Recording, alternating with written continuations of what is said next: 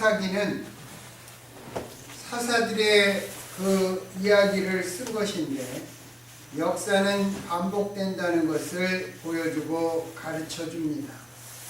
하나님께서 이스라엘에게 가나안 땅을 정복하게 하시고 가나안 땅을 기업으로 주시고 마침내 그 땅에 전쟁이 끝나고 평화를 주셨습니다.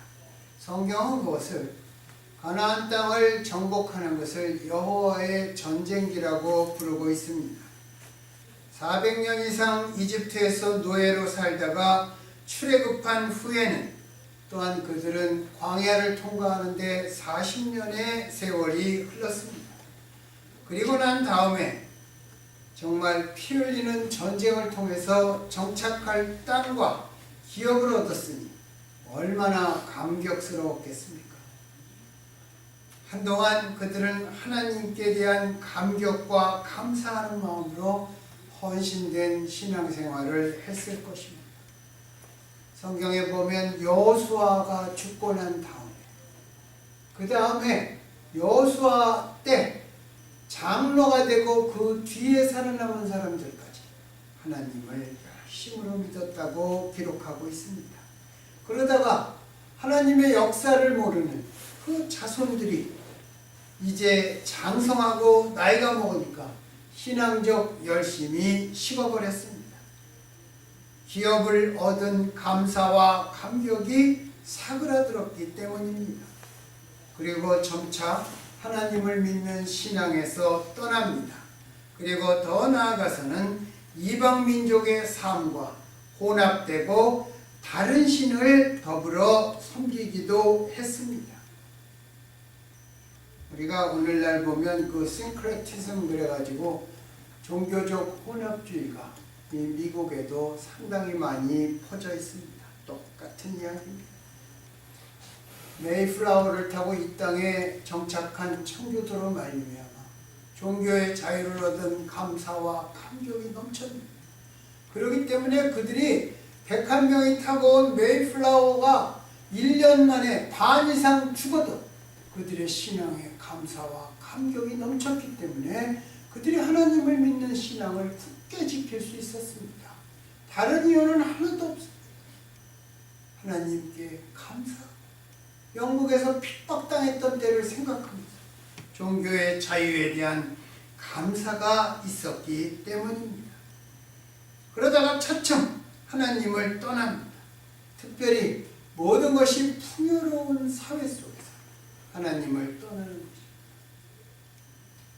여러분, 제가 전에도 한번 얘기한 것 같은데 지금 이 세상에서 가장 풍요로운 나라가 자살률이 제일 높습니다.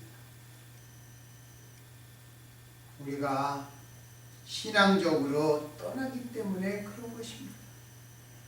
그러면 사사기에서는 하나님께서는 이방 민족을 사용하셔서 이스라엘을 침략하고 학대합니다. 그렇게 또 몇십 년이 지납니다. 오늘 블레셋의 학대 밑에 40년을 지냈다고 성경은 말씀합니다. 고통이 깊어지면 이스라엘은 하나님께 부르짖습니다. 그리고 하나님 앞에 돌아와 간절히 기도합니다. 그러면 하나님께서 사사를 예비하셔서 이스라엘을 이방 민족의 지배에서 구원하십니다. 다시금 이스라엘의 평화와 안정이 찾아옵니다. 이 과정이 반복되는 것이 사사기의 역사입니다. 이것은 비단 사사기에서만 보이는 것이 아니라 우리 개개인의 신앙과 교회와 국가의 모습에서도 반복되는 역사입니다. 그래서 우리는 역사, 우리가 학교 다닐 때 다 배우잖아요. 세계사도 배우고 한국 국사도 배우고 미국에 사는 아이들은 US 히스토리 배웁니다. US 히스토리가 참 어렵습니다. 여기서 아이들이 보통 11학년 때 많이 배우는데 어려운데 역사는 그 자체를 배우는 것에서 그치면 안 됩니다. 그 역사로부터 우리가 배워야 하는 것입니다. 그 역사에서부터 오늘날 우리에게 필요한 것을 배워야 하는 것입니다. 그래서 역사는 미래를 위한 교훈이라고 얘기할 수 있습니다.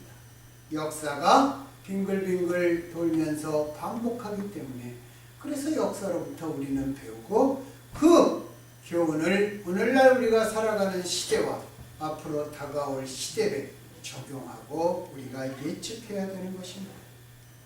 사사기의 역사는 갈렙의 딸 그 여호수아와 더불어 가나안 땅을 정탐했던 유다지파 갈렙의 딸 악사를 아내로 얻은 온니엘에서부터 시작됩니다. 온니엘이 첫 번째 사사입니다. 모세와 아론을 출애굽의 1세대로 치고 갈렙과 여호수아를 2세대로 치면 온니엘은 출애굽 3세대가 됩니다. 여덟 번째 사사였던 입다의 말을 빌면 이스라엘이 출애굽한 지 300년이 지났다고 이야기합니다. 그래서 사사기는 홍해의 기적을 거치면서 출애굽한 3세대 이후에 이스라엘의 기록이고 역사입니다. 우리가 일반적으로 역사라고 부르는 데는 100년 정도의 시간이 지나야 역사라고 부릅니다. 그 당시 사람들이 살아있을 때는 역사라고 부르지 않습니다. 국가의 중대 사건들을 뒤돌아보면 그 사건을 직접 거친 세대는 항상 자신들이 직접 체험했던 일들을 기억하고 감격에 젖어 있습니다. 이곳 조지아에도 한국전 참전 미군 용사들이 생존해 있습니다. 오늘날은 많이 그분들이 돌아가셨지만 전에 6.25 기념일에 그들을 초청하면 당시 전쟁 이야기를 하면서 자신들이 목숨 걸고 지켰던 대한민국이 오늘날 이처럼 발전한 것을 보며 자신들의 희생이 결코 헛되지 않았노라고 자신들이 참으로 자랑스럽다고 이야기합니다. 한국이 먹고 살만해지니까 6.25 참전용사들을 1년에 몇백 명씩 이렇게 불러서 한국에 이제 가면 고속버스, 그 리무진 버스를 태워서 이렇게 여러 군데를 보여줘요. 그럼 그 사람들이 제일 많이 하는데 얘기가 도곡리예요. 근데 그 사람들이 도곡리 얘기를 발음을 잘 못하니까 저한테 얘기할 때 토거리 그렇게 얘기합니다. 그 다음에 그 영천전 많이 죽었던 영천전 그 얘기를 그런데 당시에 모든 것이 초토화되었던 지역들이 알아볼 수 없게 발전하는 것을 보고 그들은 경탄합니다. 그리고 믿을 수 없다. 그 말만 되풀이합니다. 그들이 하는 전쟁의 첫 번째 이야기는 뭐냐면 토탈 데버스테이션입니다. 완전 황폐가 된다는 것입니다. 그래서 전쟁을 하면 안 된다는 것입니다. 특별히 현대로 오면 올수록 그것은 더 심해진다는 것입니다. 그럼에도 그들에게는 6.25 전쟁을 통해 대한민국을 지킨 감격과 감사가 있습니다. 6.25 직후에 태어난 저 같은 전후 세대는 전쟁을 겪은 어른들의 말만 듣고 자랐기 때문에 1세대들만큼의 감격과 감사가 없습니다. 제가 직접 피란을 가지 않았고 낙동강을 건너지 않았습니다. 제가 전후의 시체를 넘고 넘어 앞으로 나아가보지 못했습니다. 태어나지 않았으니까. 그런데 제 다음 세 번째 세대는 저 같은 2세대의 부모들이 할아버지 할머니로부터 전해 들은 이야기를 가끔 듣고 자랍니다. 그들에게 6.25 전쟁은 더 이상 살아있는 기억이 아닙니다. 그래서 현실감이 없고 감동이 없습니다. 만약 제 4세대가 되면 그땐 역사의 한 사건으로 기억될 것입니다. 마치 제가 1919년 3월 1일 독립선언문을 낭독하고 일제치하에서 조국이 독립되기를 원했던 3.1운동.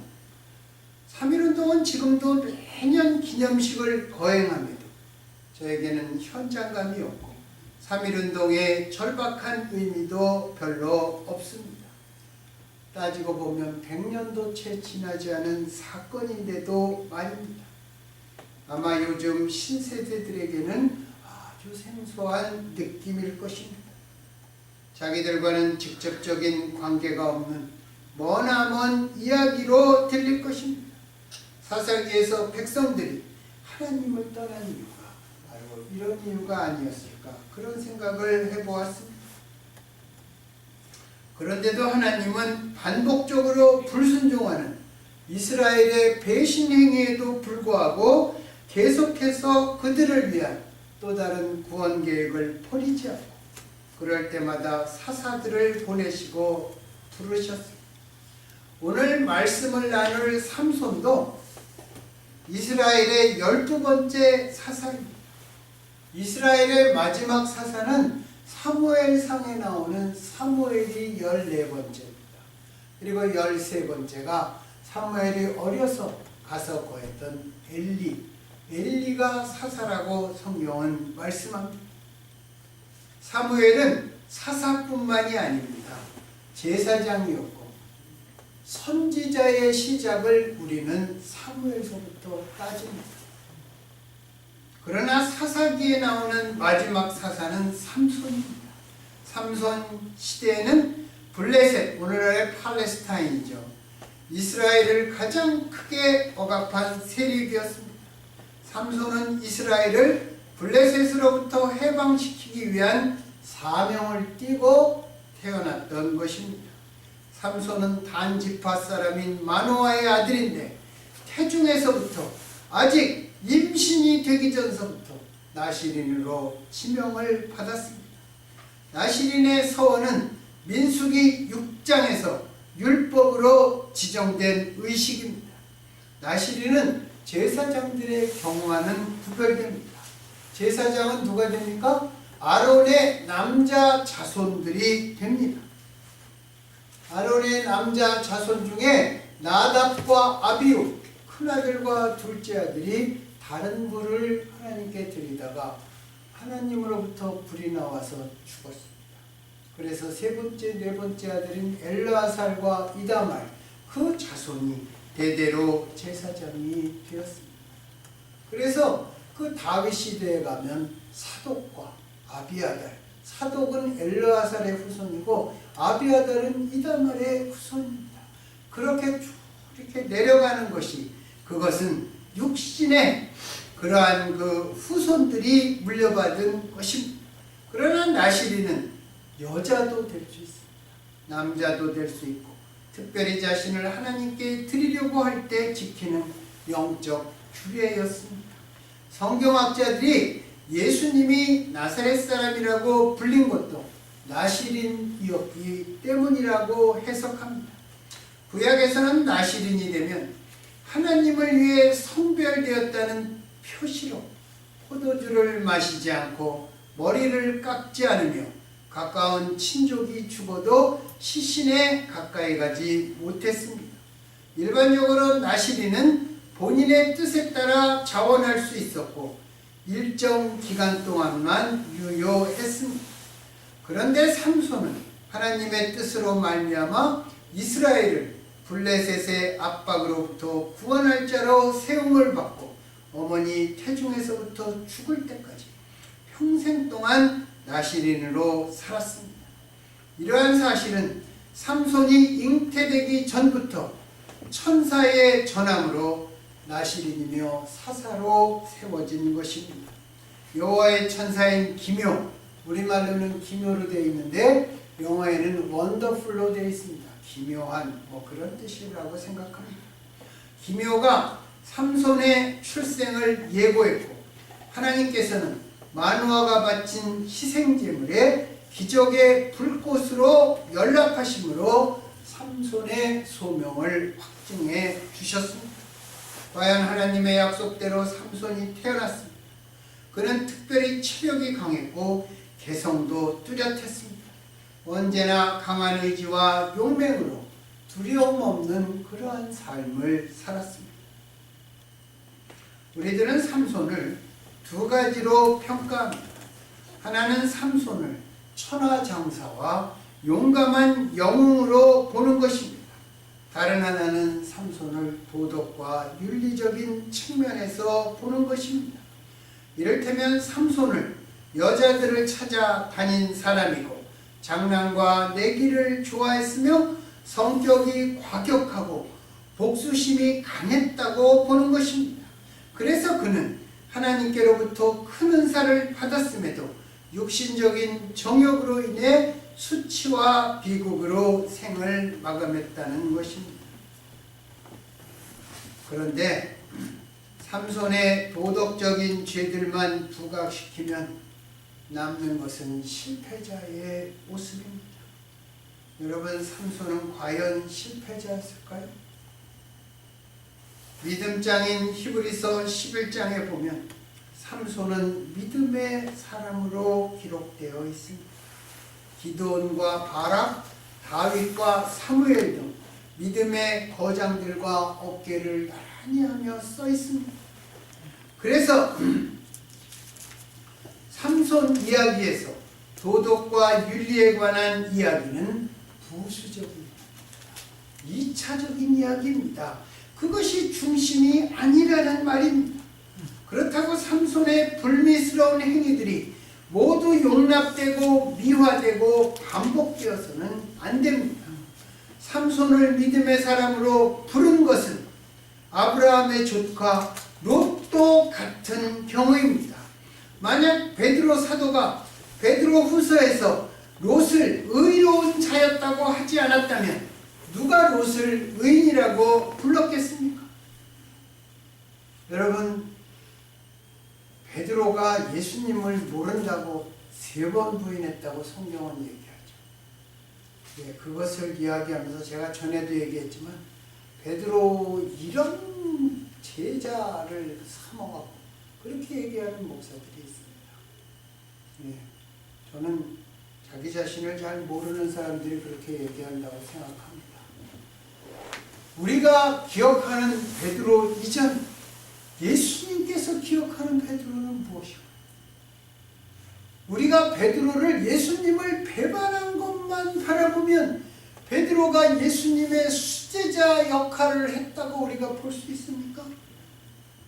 베드로를 욕하면서 베드로는 나중에 로마에서 십자가에서 거꾸로 달린 채 죽은 베드로의 중심된 모습은 어디에서 우리가 봐야 하는 것입니까? 우리가 현장을 모른 채 성경을 기록으로만 이 시대의 기준으로 판단한다면 당시 사실과 상황을 박제화시키는 것입니다. 살아있는 말로 우리들에게 다가오는 것이 아닙니다. 그래서 우리는 역사로부터 배워야 하는 것입니다. 삼손을 오늘날의 법치로만 판단한다면 삼손의 이야기는 매우 끝날 것입니다. 삼손이 부모의 반대를 무릅쓰고 딥나로 내려가 블레셋 여자랑 결혼하는 죄를 거뒀더라. 삼손의 역사는 거기서 끝납니다. 사사기는 구원의 역사 측면에서 삼손이 차지하는 역할의 중요성과 내적 믿음의 질을 담고 있는 것입니다. 그래서 삼손을 그게 뭐죠? 입다와 삼손, 그 두 사람의 사사기 역사가 3장씩에 걸쳐서 가장 길게 표시되어 있는 것입니다. 삼손의 행위는 겉으로 보면 부절제하고 방탕합니다. 그러나 성경의 서술을 잘 따라가면 개인의 호강한 기질만이 문제가 아닙니다. 삼손이 딥나 여자인 블레셋 사람과 결혼할 때 부모가 반대했습니다. 그렇지만 삼손은 부모의 반대를 무릅쓰고 자기 뜻대로 했습니다. 이것은 혈통의 순수성을 강조하는 유대인들에게는 불효자의 처신이며 불신앙적 모습입니다. 그러나 이 일로 말미암아 삼손은 블레셋에 대한 하나님의 뜻을 이루었다는 드러나지 않는 믿음이 그 바탕에 있었기 때문에 부모의 반대에 자기 자신의 뜻을 꺾을 수 없었던 것입니다. 또 딥나로 내려가다가 사자 새끼를 만나니까 염소 새끼 찢어 죽이고 그 그 사실을 아무에게도 알리지 않았습니다. 그는 이 사건을 하나님께서 블레셋을 치는데 사용할 것으로 믿었기 때문입니다. 나중에 결혼하고 나서 뭐라고 그랬죠? 내기를 했죠. 수수께끼 얘기가 나옵니다. 강한 자에서 단 것이 나왔다. 이렇게 얘기합니다. 그게 뭐예요? 나중에 자기가 할 수 없이 자기 결혼한 여자한테 그 사실을 알려주니까 그 여자가 또 블레셋 사람들에게 알려주고, 그러니까 그 사람들이 와서 삼손한테 뭐 사자보다 강한 게 뭐 있으며 뿔보다 작은 게 뭐가 있겠냐 이렇게 얘기하죠. 그러니까 삼손이 아스글론에 내려가서 그 블레셋 사람을 때려 죽이고 겉옷과 베옷 30벌씩 갖고 와서 다 끊어줍니다. 그것이 말하지 않은 이유가 블레셋을 정말 징계하기 위한 그러한 데에 사용되었기 때문입니다. 우리가 삼손에게 일어난 사건들을 외형적으로만 평가하면 삼손의 인물과 사역을 바르게 평가할 수 없습니다. 그래서 히브리서 기자가 하나님의 영감으로 기록한 믿음의 사람으로서의 삼손의 참모습을 우리는 성경의 묵상을 통해서 읽어내야 할 것입니다.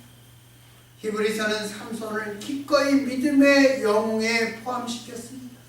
삼손을 예배로 집어넣는다, 그렇게 취급하지도 않았고 그의 약점을 드러내어 다른 믿음의 영웅들보다 열등하다고 말하지도 않았습니다.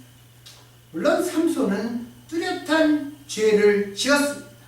그러나 그에게는 뚜렷한 공적도 있습니다. 삼손을 평가하는 초점은 삼손이 실족한 사건에 있지 않습니다. 성경의 관심은 누구나 저지를 수 있는 그런 보통 사람들의 약점을 가진 삼손을 하나님께서 놀라운 섭리와 크나큰 은혜로서 사용하셨다는 것입니다. 여러분, 성경에서 흠없는 사람이 어디 있습니까? 아브라함, 이삭, 야곱 뭐 다 보세요. 요셉 다 보세요. 흠없는 사람이 어디 있어요? 그래서 성경에서의 주인공은 예수님이고 하나님이시라는 것입니다. 삼손도 흠없는 인간으로서 하나님께서 사용하셨다는 것입니다. 그는 성경에서 블레셋을 처음으로 치고 이스라엘을 구원하기 시작한 사람이었습니다. 이스라엘을 블레셋으로부터 구원하기 시작한 첫 번째 사람이 삼손입니다. 삼손이 그것을 시작을 해 놓으니까 나중에 다윗이 블레셋을 정복했던 것입니다.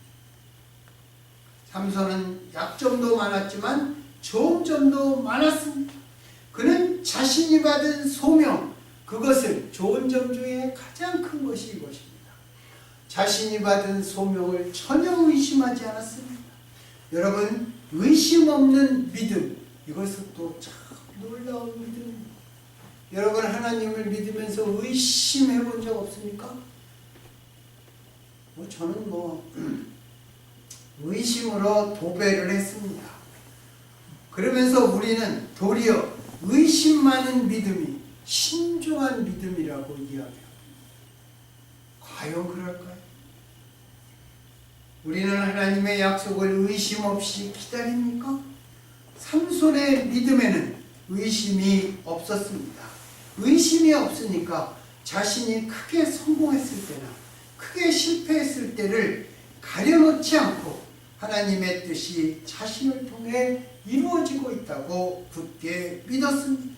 그래서 그는 하나님의 능력으로 이스라엘을 압제하던 블레셋을 징벌하고 또 궁극적인 목적인 이스라엘을 자유와 해방으로 인도하는 데 큰 그릇으로 사용되었던 것입니다.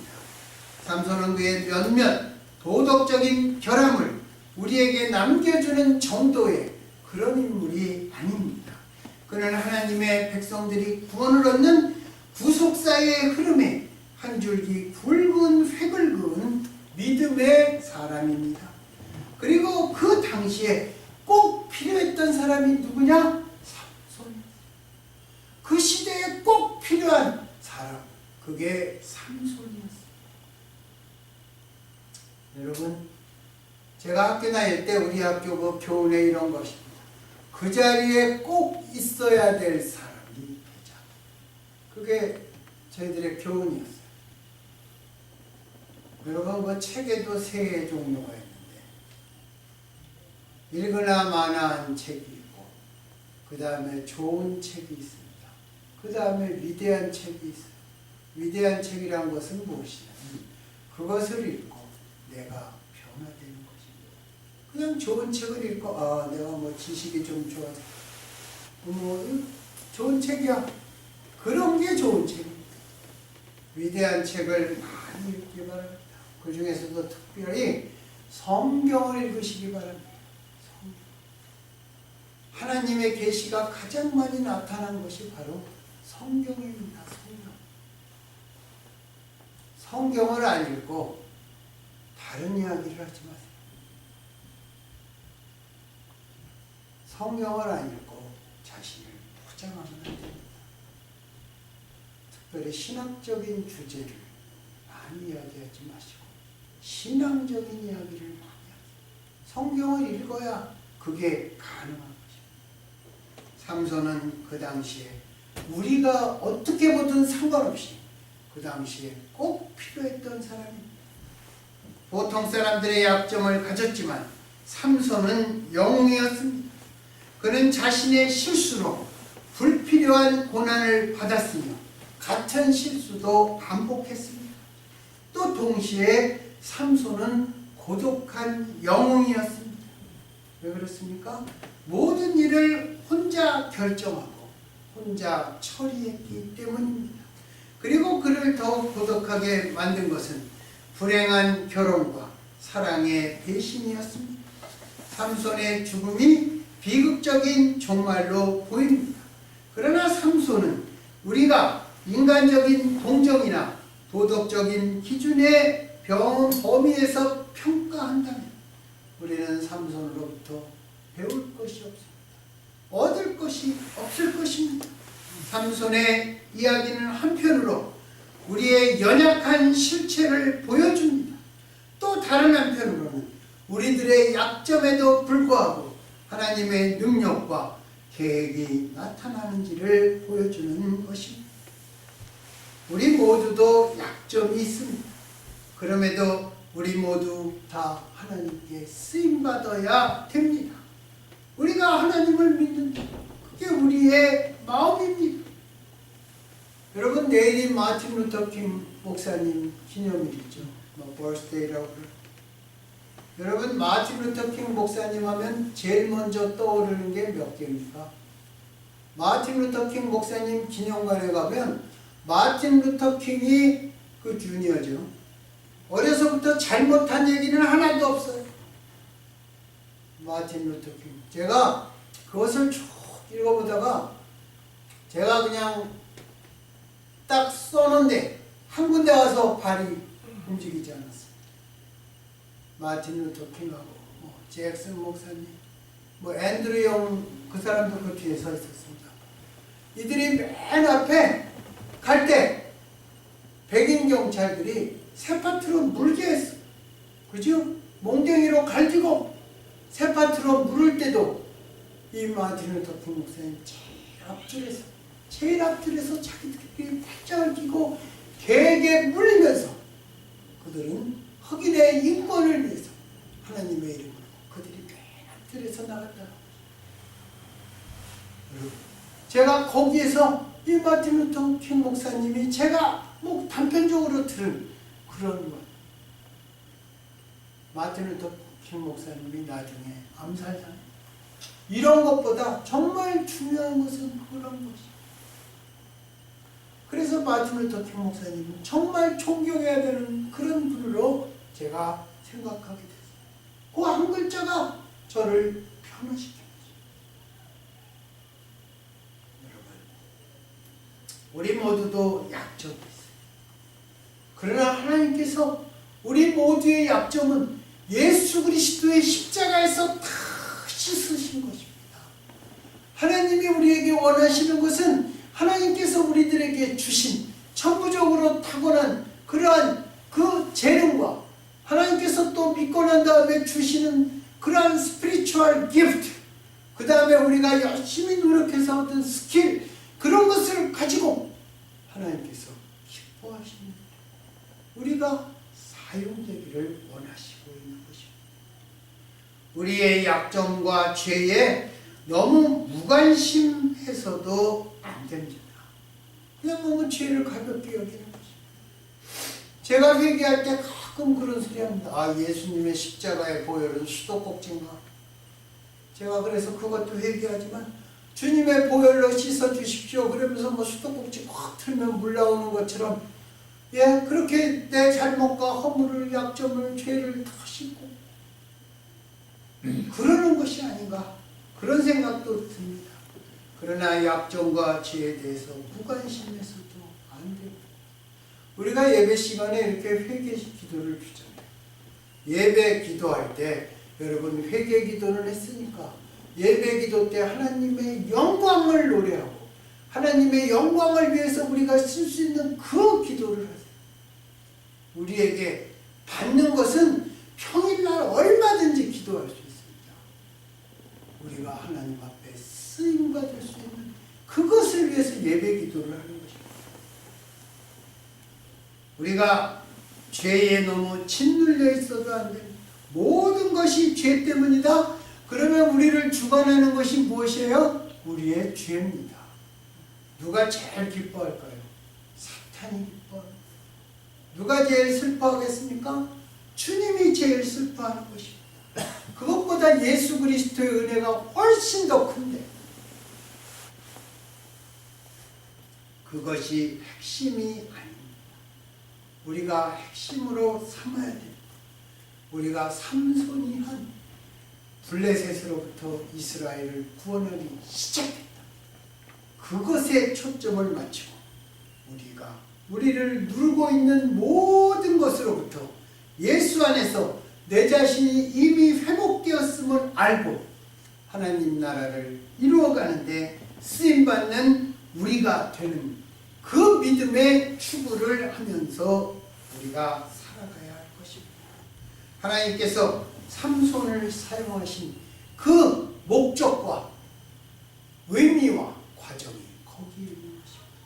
우리 모두 주님 앞에 정말 약점에도 불구하고 하나님 앞에 우리가 쓰임받는, 너무 많잖아요. 쓰임받을 때는 가정에서도 쓰임받을 수 있고 직장에서도 쓰임받을 수 있고 만나는 사람을 통해서도 쓰임받을 수 있고 우리가 또 기도할 말씀 읽을 때도 다 쓰임받을 수 있는 것입니다. 그러한 사람이, 그러한 믿음의 사람이 되기를 성삼위치 하나님 이름으로 축원합니다. 아멘. 기도하겠습니다.